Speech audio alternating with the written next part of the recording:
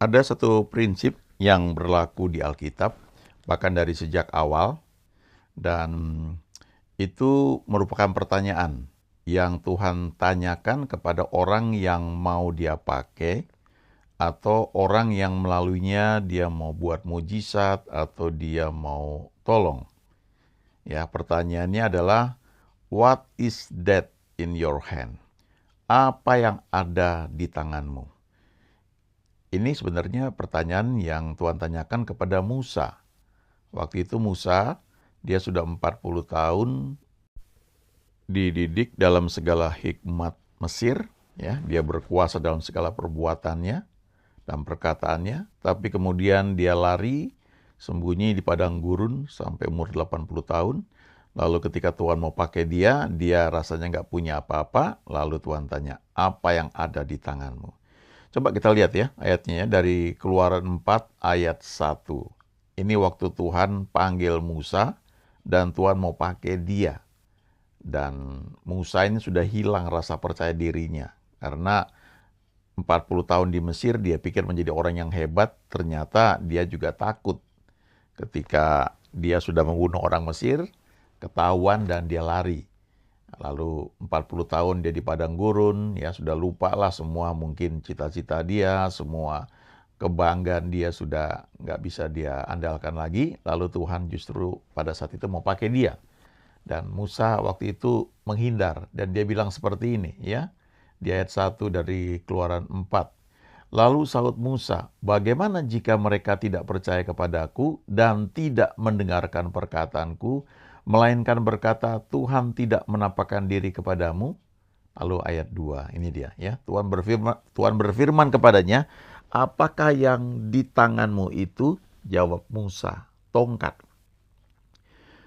Ayat 3, firman Tuhan, lemparkanlah itu ke tanah, dan ketika dilemparkannya ke tanah, maka tongkat itu menjadi ular, sehingga Musa lari meninggalkannya. Tetapi firman Tuhan kepada Musa, ulurkanlah tanganmu dan peganglah ekornya. Musa mengulurkan tangannya, ditangkapnya ular itu, lalu menjadi tongkat di tangannya.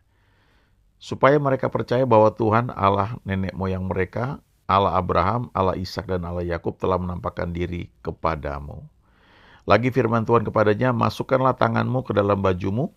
Dimasukkannya tangannya ke dalam bajunya, dan setelah ditariknya keluar, maka tangannya kena kusta, putih seperti salju. Sesudah itu firman-Nya, masukkanlah tanganmu kembali ke dalam bajumu. Musa memasukkan tangannya kembali ke dalam bajunya, dan setelah ditariknya keluar, maka tangan itu pulih kembali seperti seluruh badannya. Kalau kita baca lebih lanjut, ya, ini kan ada dua mujizat yang dibuat ya. Tongkat dia lempar jadi ular, kemudian yang kedua tangannya dimasukkan ke dalam baju lalu menjadi putih ya, kena kusta. Kemudian dimasukkan lagi tangannya, maka tangannya pulih kembali ya.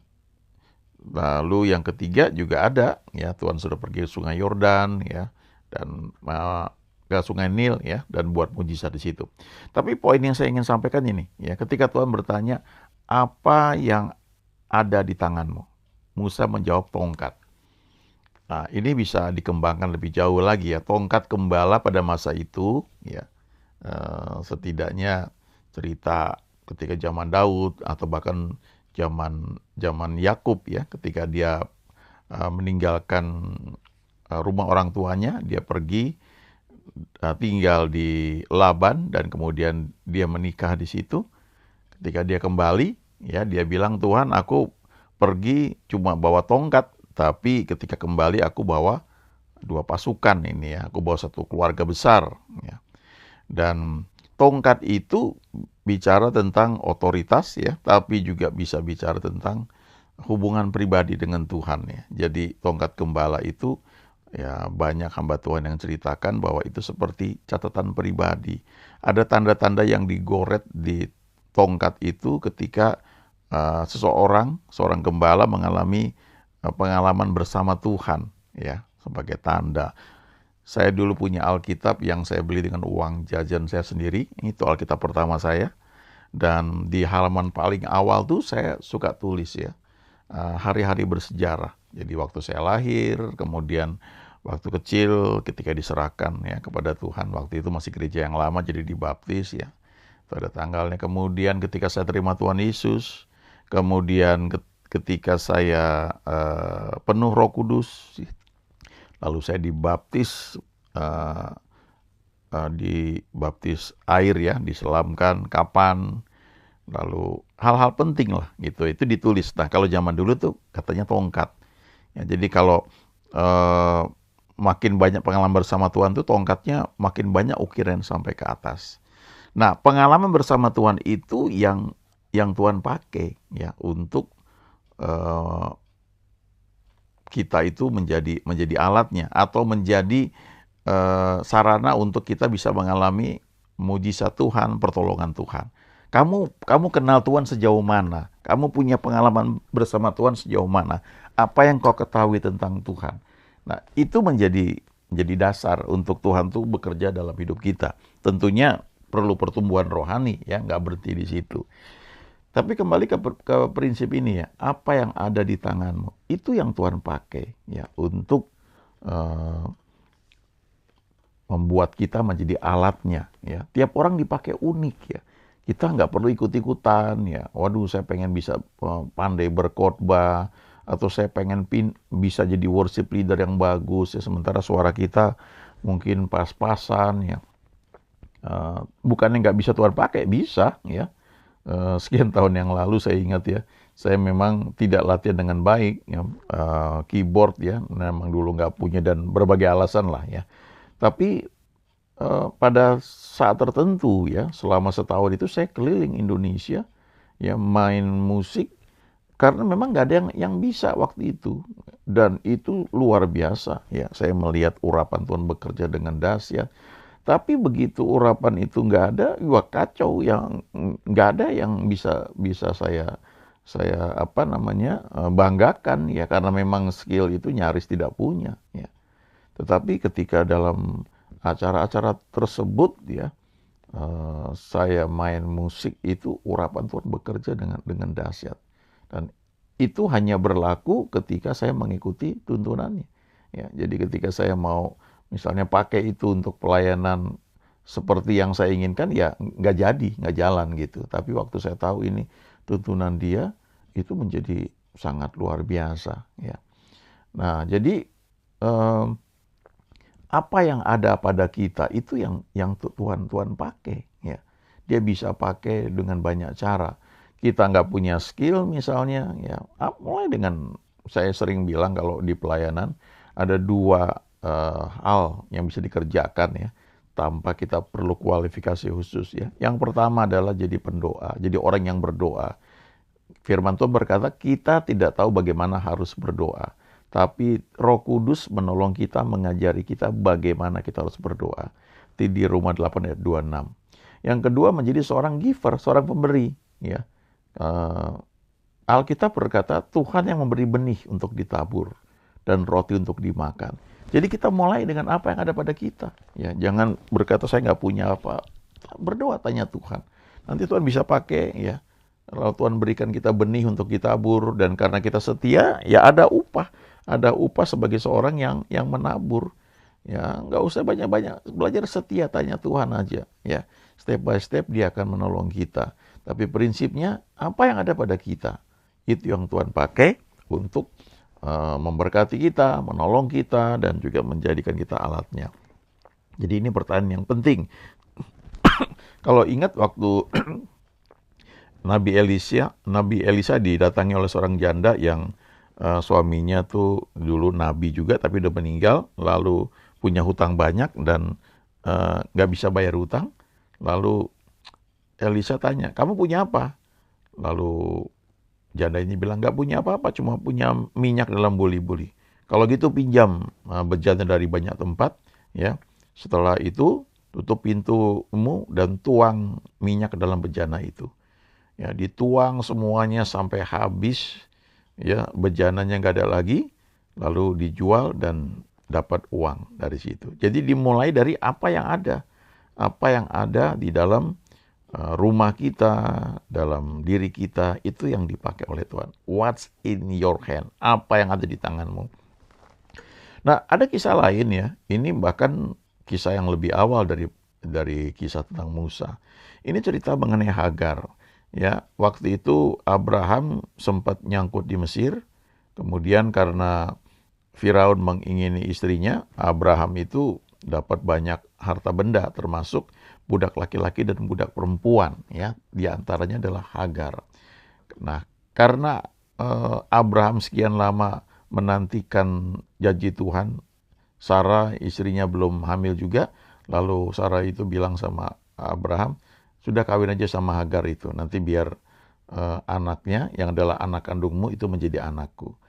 Lalu Abraham menuruti perkataan Sarai dan Abraham kawin dengan Hagar, lalu Hagar melahirkan anak, ya, seorang anak namanya Ismail. Tapi Tuhan tidak pakai Ismail itu sebagai saluran janji yang dia berikan kepada Abraham. Walaupun Tuhan bilang tetap akan kuberkati anakmu itu, ya, karena dia juga anakmu, tapi perjanjianku akan kubuat dengan Ishak, ya. Dan Ishak itu akan lahir tahun depan, ya, dan itu lewat Sarai, bukan lewat Hagar. Dan kemudian ketika tahun berikutnya memang Ishak lahir, ya, kemudian sudah disapi, waktu itu Ishak sedang bermain dengan Ismail, dan kalau kita baca di Alkitab, ya, terjemahan bahasa Inggris itu Ismail menganiaya atau mengejek, ya, memperdaya Ishak. Ya, jadi Ismail bermain tapi juga memperdaya atau mengejek atau mengganggu Ishak. Lalu Sarah marah dan Sarah menyuruh Hagar itu diusir dengan Ismail. Nah, awalnya Abraham juga kesel, tapi ya setelah itu Tuhan bilang, turuti perkataan istrimu karena memang yang disebut anakmu nantinya adalah Ishak.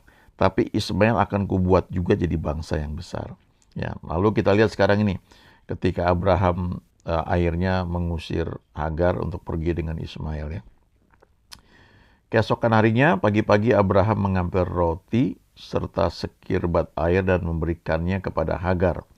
Ia meletakkan itu beserta anaknya di atas bahu Hagar, kemudian disuruhnyalah perempuan itu pergi.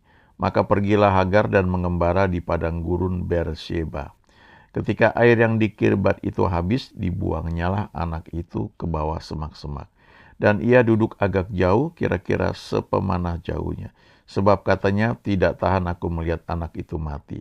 Sedang ia duduk di situ, menangislah ia dengan suara nyaring. Allah mendengar suara anak itu, lalu malaikat Allah berseru dari langit kepada Hagar, katanya kepadanya, apakah yang engkau susahkan Hagar? Janganlah takut, sebab Allah telah mendengar suara anak itu dari tempat ia terbaring. Bangunlah, angkatlah anak itu dan bimbinglah dia, sebab aku akan membuat dia menjadi bangsa yang besar. Perhatikan ayat 19. Lalu Allah membuka mata Hagar sehingga ia melihat sebuah sumur. Ia pergi mengisi kirbatnya dengan air, kemudian diberinya anak itu minum. Allah menyertai anak itu sehingga ia bertambah besar, ia menetap di padang gurun dan menjadi seorang pemanah. Maka tinggallah ia di padang gurun Paran, dan ibunya mengambil seorang istri baginya dari tanah Mesir. Nah, ini kabar baik, ya, bagi setiap orang apapun yang dialami, ya, baik atau tidak baik, ya. Tidak semua orang punya masa lalu yang baik, ya. Ada masa lalu yang tidak nyaman, tidak baik untuk diceritakan, ya. Tetapi masa depan itu kan ada di depan, ya, bukan di belakang. Nah, Hagar ini kalau dipikir apa kesalahan dia, ya? Dia itu budak. Dia itu diperoleh oleh Abraham ketika Abraham ada di Mesir. Abraham ada di Mesir karena kalau kita pelajari sebenarnya dia tidak berdoa tanya Tuhan lebih detail lagi. Dia pergi ke Mesir karena ada kelaparan waktu itu. Dan di situ dia takut, dia berkata bahwa istrinya ini adalah adiknya, ya, saudaranya. Sehingga Firaun mengambil istrinya itu untuk dijadikan salah seorang istri, ya, bagi Firaun. Dan Abraham diam aja. Tapi gara-gara itu Abraham mendapatkan banyak harta, ya. Di antaranya budak laki-laki dan budak perempuan, termasuk Hagar di situ. Jadi Hagar ini kan nggak ada yang salah. Kemudian dia ketika Abraham keluar dari Mesir, Hagar itu dibawa keluar. Ya, dibawa, dan setelah beberapa lama saya percaya Hagar pasti cukup cantik lah ya, walaupun dia budak.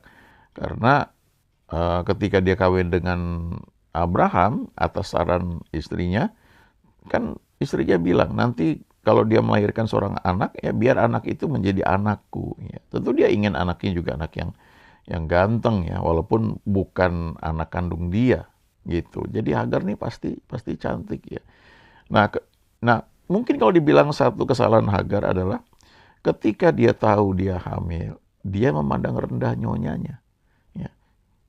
Dia memandang rendah nyonyanya, mungkin dia ejek, dia mencibir dan sebagainya. Lalu Sarai marah, lalu Hagar ditindas dan dia lari.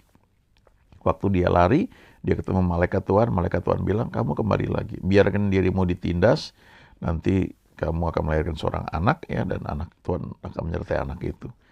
Nah, kemudian dia balik dan akhirnya melahirkan seorang anak namanya Ismail, kemudian masih ada 14 tahun ya, sekitar 14 tahun, 15 tahun, kemudian akhirnya kisah ini terjadi. Ya, dia mesti pergi ya, dan waktu di ayat 15 ketika air yang di Kirbat itu habis, dia buang anaknya itu ke bawah semak-semak dan dia duduk agak jauh ya, sebab katanya nggak tahan dia melihat anak itu mati. Nah, waktu di situ dia menangis dengan suara nyaring. Mungkin dia menyesali ya dirinya. Kenapa aku lahir sebagai budak? Kenapa aku cuma dapat kesempatan menjadi istri dari tuanku cuma sebentar ya. Lalu aku dibuang ya. Jadi mungkin dia meratapi nasibnya. Tapi kalau kita baca lebih lanjut, kemudian Tuhan mengutus malaikatnya. Dikatakan, aku akan membuat dia menjadi bangsa yang besar. Lalu ayat 19, lalu Allah membuka mata Hagar sehingga ia melihat sebuah sumur. Ia pergi mengisi kirbatnya dengan air, kemudian diberinya anak itu minum. Jadi sumurnya udah ada, cuma dia nggak lihat. Nah, salah satu penyebabnya karena matanya nggak mampu melihat itu. Tapi setelah dia menangis ya dengan suara nyaring, ya Tuhan pakai itu juga membersihkan matanya, dia bisa melihat sumur yang sudah ada. Ya, jadi kadang-kadang kita mengalami satu situasi yang nggak nyaman, lalu kita menjerit, kita menangis, lalu kita bisa melihat apa yang ada pada kita, apa yang ada pada tangan kita untuk dikerjakan, untuk diberkati oleh Tuhan, dan itu tidak hanya menjadi saluran, salah satu saluran di mana Tuhan memberkati kita, menolong kita, tapi itu juga dipakai sebagai alat untuk kita semakin kenal Tuhan dan diperluas, lalu kita menjadi alatnya untuk menceritakan kebaikan dan kuasa Tuhan. Ya. Jadi ada prinsip di sini, masa lalu tidak dapat diubah, tapi masa depan itu ada di tanganmu. Ya. Ada di tanganmu tuh artinya kita mau buat apa? Itu. Ini bukan berarti satu kesombongan ya. Kadang-kadang dari sini bisa bahaya juga ya. Itu di tangan saya, tergantung saya. Lalu kita lupa bahwa ada Tuhan ya yang kita perlukan supaya kita bisa berhasil. Makanya di kitab Ulangan dikatakan, apabila Tuhan telah memberkati kamu, kamu harus ingat bahwa Tuhanlah yang memberikan kepadamu the power to get wealth ya. Kuasa untuk menjadi kaya, untuk memperoleh kekayaan. Nah, untuk itu perlu dikerjakan ya dengan apa yang ada di tangan kita, dengan kedua tangan kita. Nah, kalau kita nggak mengerjakan sesuatu, lalu apa yang akan diberkati ya. Jadi ini satu prinsip yang penting ya. Apa yang ada di tangan kita itu yang perlu kita lihat, lalu tanya Tuhan, Tuhan akan menuntun kita. Ada satu perkataan yang bagus dari mantan Presiden Amerika ya, Theodore Roosevelt. Dia berkata begini, do what you can with what you have where you are. Ya. Lakukan apa yang kamu bisa, ya. Mulailah dengan itu, dengan apa yang kamu miliki, ya. Gak usah cari apa yang kamu gak miliki. Yang kamu miliki dulu itu apa ya? Dimanapun kamu berada, mulailah di situ. Izinkan Tuhan membuka mata kita ya, supaya kita bisa melihat apa yang Tuhan akan pakai untuk memberkati kita ya. Apa aja ya, itu satu hal, satu proses ya. Tentu Tuhan bisa menjawab mujizat lewat banyak hal, tapi juga ada cara lain di mana Dia mau bentuk kita supaya kita bisa berkembang comfort zone kita dan menjadi alat Tuhan di tangannya untuk memberkati orang lain. Haleluya. Amin.